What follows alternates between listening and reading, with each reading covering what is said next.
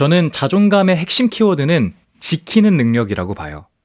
무엇을 지키냐는 참 다양하겠지만 나의 가치, 나의 정체성, 나의 존엄성 이런 것들이 좀 대표적이라고 봅니다. 그래서 자존감이 높다는 것은 나를 지키는 능력이 높다고 생각을 합니다. 그런데 이 자존감에 저는 언어가 굉장히 큰 영향을 미친다고 봐요. 언어에는 본래 담긴 뜻과 의도 이런 여러 가지의 것들이 들어있기 때문에 어쩔 수 없이 영향을 받게 된다는 거죠. 그래서 오늘 제 영상의 주제는 저의 자존감을 높였었던 언어 습관 3가지 정도를 한번 공유해볼까 합니다.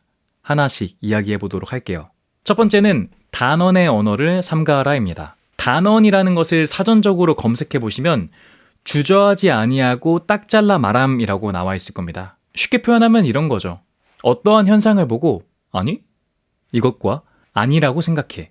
이거는 되게 다르잖아요. 왜 단언의 언어를 조심해야 되는가 말씀드려보자면 저는 이게 다 부메랑처럼 돌아온다고 봐요. 사람은 누구나 완벽하지 않잖아요. 그래서 내가 하고 있는 말들에서 분명히 오류를 뱉을 거고 거기서 실수를 뱉을 겁니다. 근데 그런 것들이 쌓이고 쌓여가지고 어느 순간 나도 모르게 그것들이 반작용이 돼서 나한테 찾아오는 날이 생기는데 이때 이 무게들이 너무 커가지고 감당하지 못하는 상황들이 생기는 것 같아요. 완전 사면초가가 되는 거죠. 그래서 단언하는 언어들을 좀 조심하고 삼가한다는 것은 나를 지키는 능력과 아주 크게 연관되어 있다고 생각을 합니다.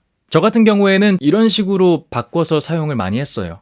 나는 그렇게 생각해. 내 개인적인 의견은 이러이러해. 그럴 수 있다고 봐. 약간 이렇게 좀 표현을 바꾸는 거죠. 물론 살면서 단언을 하게 되는 경우들이 있습니다. 그리고 단언이 꼭 나쁜 현상만은 아니죠. 근데 제가 중요하게 생각하는 거는 빈도라고 생각을 해요. 내가 단언하는 빈도가 너무 높다면 한 번쯤 이런 것들을 통해서 좀 고려해 볼 만하지 않을까 생각됩니다. 두 번째는 거절의 언어를 사용하는 습관을 갖자입니다. 거절하는 것도 방법이고 습관인 것 같아요. 지인들이 물어요. 아니 어떻게 하면은 거절을 잘할 수 있냐, 나 거절 잘 못하겠다 이러는데 그게 전 어떤 동기가 있었냐면 내가 어물쩡어물쩡하면서 그냥 내가 거절하지 못해서 생겼던 선택이 나한테 아주 막대한 피해, 엄청난 손해와 고통을 줬을 때 그거를 딱 느껴봐야 되는 것 같아요. 그러면 내가 잘못했구나, 내가 거절을 했으면 이런 사단이 안 날 텐데 하면서 거절을 해야겠다라는 용기가 좀 생기고 바뀌는 것 같아요. 모든 선택은 자기 몫인 거죠. 우리가 살면서 수많은 부탁의 상황들이 생기고 그 말은 수많은 거절의 상황들이 생기잖아요. 근데 상대방도 나한테 부탁을 하는 상황 때 되게 고민하고 조심스럽게 부탁을 했을 수도 있죠. 근데 그럴 때 내가 너무 단호하게 정말 정없게 거절을 하면 그게 또 상처가 되고 그런 거에 오해가 생겨가지고 관계에 손실이 생길 수도 있잖아요. 저는 조금 정중하게 거절하는 방법을 알면 참 도움이 된다 생각을 해요. 제가 사용했던 방법은 바로 처음부터 아니 싫어 이렇게 거절하기보다는 너가 부탁한 거 이런 거 되게 좋은데 나한테는 맞지 않는 것 같아. 이렇게 좀 에둘러서 먼저 첫 번째 거절을 합니다. 이때 바로 의도를 이해해서 알겠어라고 하면서 고마워라고 하면서 이렇게 물러나 주시는 분들이 있는데 그냥 계속 돌진하시는 분들이 분명 있거든요. 그러면 이때부터 약간 점층법이라고 하죠. 조금씩 강도를 세게 가져갑니다.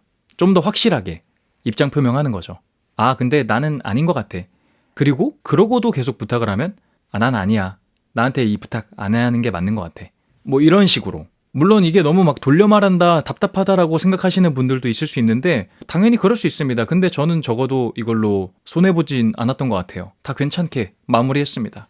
자, 마지막 3번째는 인정의 언어를 사용하는 습관을 갖자입니다. 인정하는 것도 역시나 연습이 필요하고 습관인 것 같아요. 인정한다는 것은 또 반대의 표현으로 보면 나를 부정하는 거잖아요. 근데 나 자신을 부정하는 행위는 참 어려운 것 같아요. 인정하는 것보다는 부정하는 게 좀 더 쉽잖아요. 그런데 이렇게 인정하는 언어들, 인정하는 자세들을 잘 갖지 않다 보면 나에게 정말 필요한 말들을 해주는 사람이 없어지는 것 같아요. 이건 실제로 제가 놓쳤었고 제가 경험했던 부분들인데 제가 상대방한테 부탁을 했고 조언을 구한 거고 피드백을 요청한 건데 상대방은 그에 따라서 자신의 의견을 개진해서 말해준 건데 거기에 하나하나 다르다고 생각되는 부분들을 반박하고 있는 거예요. 아주 나한테 조그마한 상처만 입혀도 발끈하듯이 튀어나와가지고 하나하나 따박따박 하려고 하는 경향들. 그러니까 그 얼마나 상대방이 좀 짜증나겠어요. 아니 자기가 의견 부탁해달라 해놓고 말하니까 하나하나씩 반박하면 뭐하러 말합니까? 그렇기 때문에 인정의 언어를 사용하기 위해서는 먼저 첫 번째로는 절대반사 마냥 튀어나오려고 하는 이런 부정을 막아야죠. 참아야 된다고 봅니다. 그리고 그 다음에 이런 표현들을 쓰면 좀 좋은 것 같아요. 먼저 당신이 말해준 그 의견 참 좋은 것 같다. 이렇게요. 근데 상대방이 말해준 것 중에 분명 오해가 있고 내가 그거에 해명해야 되는 부분들이 있다고 하면은 그거에 대해서 막 처음부터 아니 근데 그건 틀렸는데 아니 근데 그거는 아닌 게 이런 식으로 부정하지 말고 당신의 그 의견 참 좋은 것 같다. 잘 받아들이겠다. 그런데 이 부분에서는 나는 이런 상황이었어가지고 그거는 말해주면 좀 좋을 것 같다는 생각이 들어서 조심스럽게 건네본다. 아무튼 정말 도움이 됐다. 고맙다. 약간 이런 식으로. 그러면 적어도 짧은 문장으로 인해서 상대방한테 오해를 증폭시키기보다 좀 더 확실하게 경우의 수들을 배제할 수 있지 않나 생각이 듭니다. 이 역시도 제가 아주 많이 사용하는 방법이고 이걸 사용하고 나서 한 번도 손해를 봤던 적은 거의 없는 것 같아요. 자, 오늘 이렇게 자존감을 높일 수 있는 언어 습관 3가지를 제 개인적인 견해를 한번 전달드려 봤습니다. 제 의견이 정답이 아니기 때문에 당연히 도움이 안 되시는 분들도 있을 수 있습니다. 당연하다고 봐요. 뭐 어쩔 수 없는 거죠. 근데 그럼에도 불구하고 만약 제 의견들이 도움이 된다면 그런 분들이 있다면 제 나름의 경험, 이런 제 의견들이 더 여러분들한테 괜찮은 삶을 만드는데 일조가 되기를 진심으로 소망해 보겠습니다. 영상 재밌게 보신 분들 있다면 구독과 좋아요 그리고 알람 설정 부탁드리도록 하겠고요. 저는 다음 영상 때 찾아뵙도록 하겠습니다. 그러면 남은 하루도 더 나은 하루 보내시기를 바라겠습니다. 고맙습니다.